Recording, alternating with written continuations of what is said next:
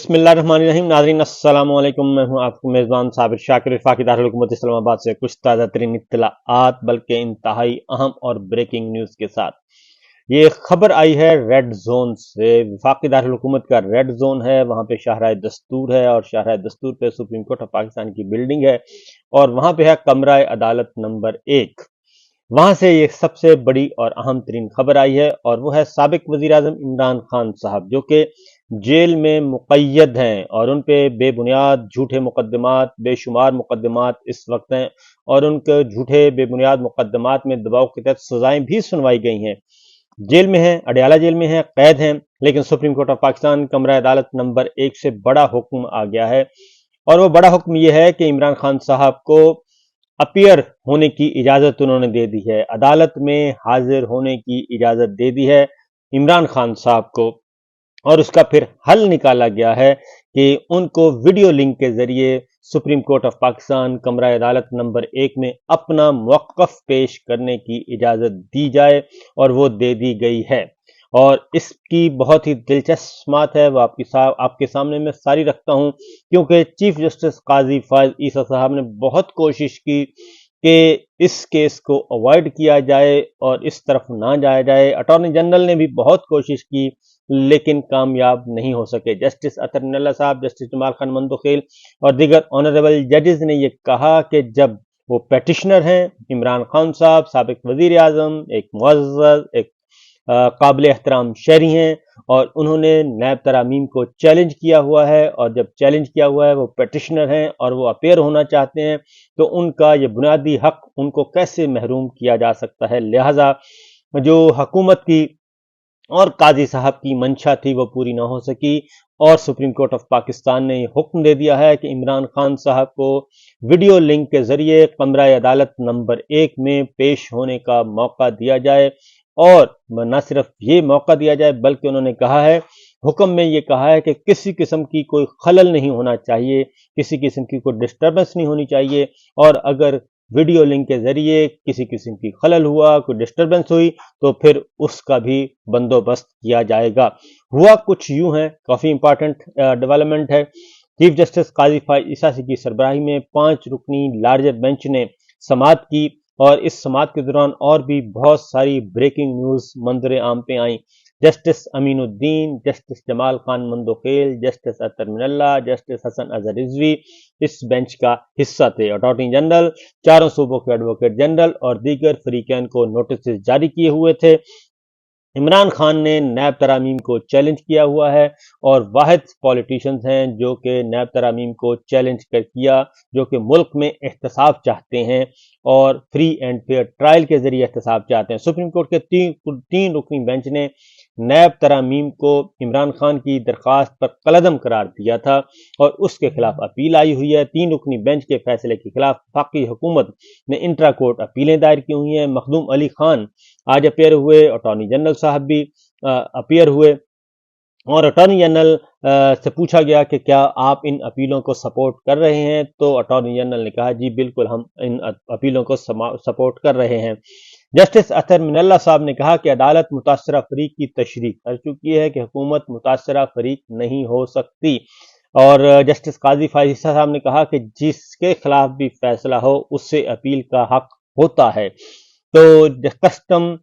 Customs act case میں عدالت قرار دے چکی ہے کہ کوئی محکمہ متاثرہ فریق نہیں ہو سکتا، جسٹس اطہر من اللہ صاحب نے کہا،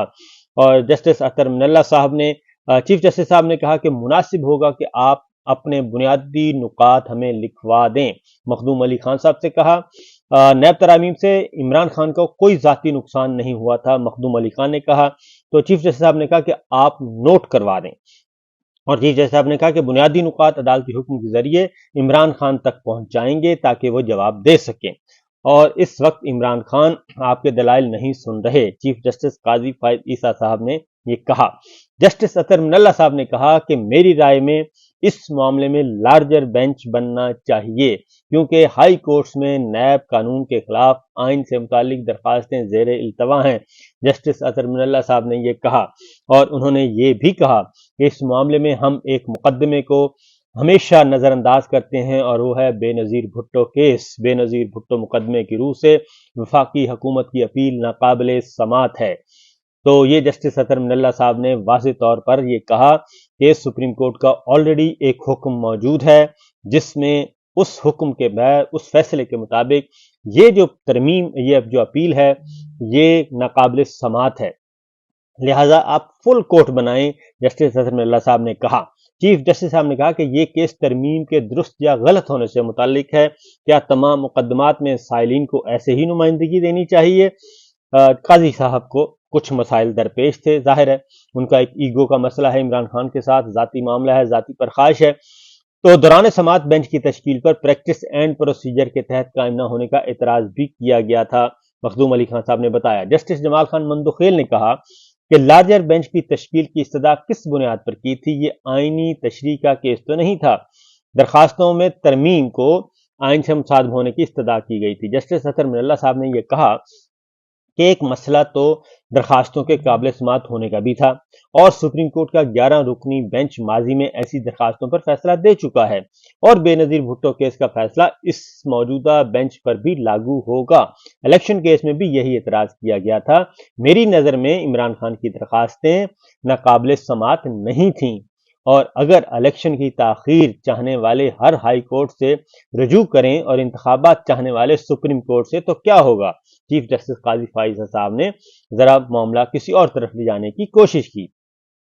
چیف جسٹس صاحب نے کہا کہ اگر سپریم کورٹ کہے ہائی کورٹس کو فیصلے کرنے دیں تو تاخیر ویسے ہی ہو گئی، کیا ہم خواجہ حارث کو پیش ہونے کا کہہ سکتے ہیں؟ چیف جسٹس صاحب نے کہا۔ چیف جسٹس صاحب نے کہا کہ کیا ان کا آپشن ہوگا کہ ہم پیش ہونے کا کہہ سکتے ہیں؟ خواجہ حارث کو عدالتی معاون بھی مقرر کیا جا سکتا ہے۔ مخدوم علی خان نے راستہ دکھایا۔ تو چیف جسٹس صاحب نے کہا کہ عدالتی معاون نیوٹرل ہوتا ہے، خواجہ حارث اس کیس میں فریق رہ چکے ہیں،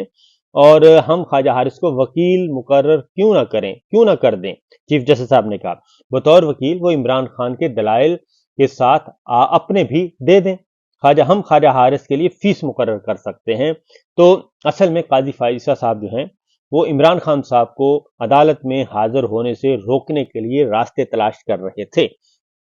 اور اس لیے لیکن دیگر جو آنریبل ججز ہیں وہ ان کے راستے بلاک کر رہے تھے، حتیٰ کہ اس وقت جسٹس اطہر من اللہ صاحب نے کہا کہ حتیٰ کہ اس وقت کی حکومت کو بھی احساس ہوا، اس حکومت کے دور میں بھی بیوروکریسی کو تحفظ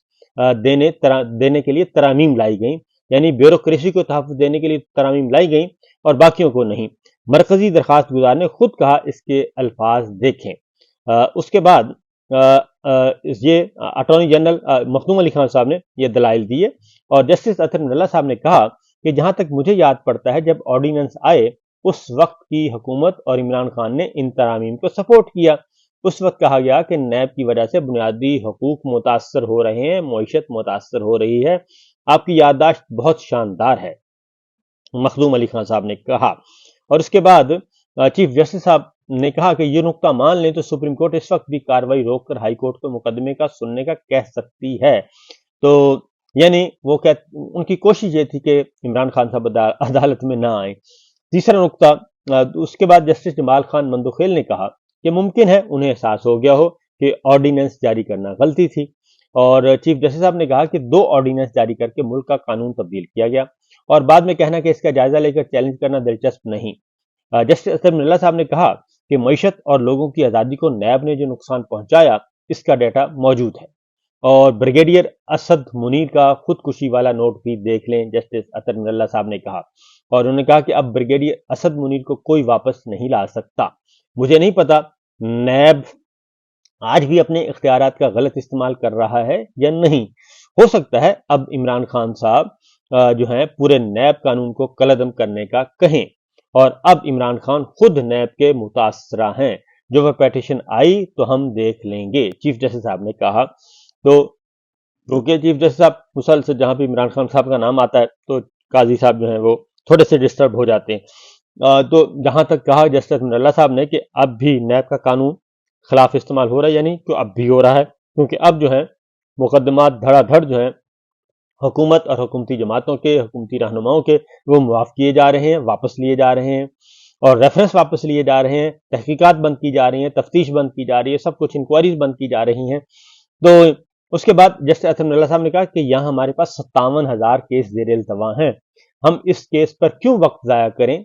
और इस केस में बुनियादी दरखास्त गुजार की नेक नियति साबित नहीं थी। जस्टिस मंसूर अली शाह साहब ने दुरुस्त कहा था कि केस लाने वालों ने पार्लियामेंट में किरदार अदा क्यों नहीं किया, और नैब तरामीम का मामला हाई कोर्ट में था, हम दीगर साइलिन का वक्त इस केस को क्यों दें। जस्टिस अतहर मिर्जा साहब ने कहा, क्या नैब अदालतों से वापस मुकदमात किसी और अदालत में जा चल सकते हैं? तरामीम कलअदम करार देने की बड़ी वजह लिखी गई है कि मुकदमात खत्म हो जाएंगे,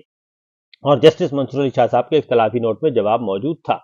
अटॉर्नी जनरल ने कहा, मखदूम अली खान साहब ने कहा, अतहर मिर्जा साहब ने कहा कि और कुछ और लोग कानून से ही बालातर होंगे। जब हम हाई कोर्ट में थे तो नैब केसेस में जमानत की मुखालफत करता था,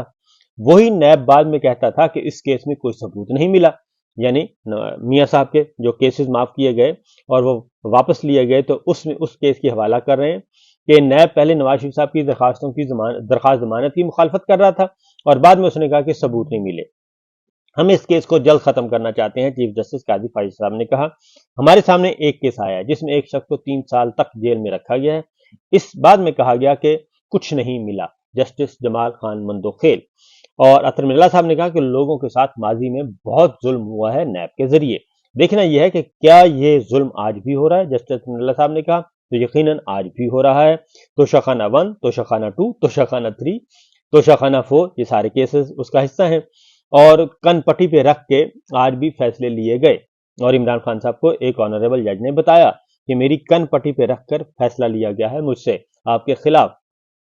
तो देखना यह है कि यह जुल्म आज भी हो रहा है, जस्टिस अतहर मिर्जा साहब ने कहा। तो जस्टिस अतहर मिर्जा साहब ने यह भी कहा कि इमरान खान आइंदा समात पर वीडियो लिंक के जरिए पेश होंगे और इस बात को यकीनी बनाएं कि वीडियो लिंक में दौरान समात कोई खराबी न आए, और जस्टिस अतहर मिर्जा ने अटॉर्नी जनरल को हिदायत की,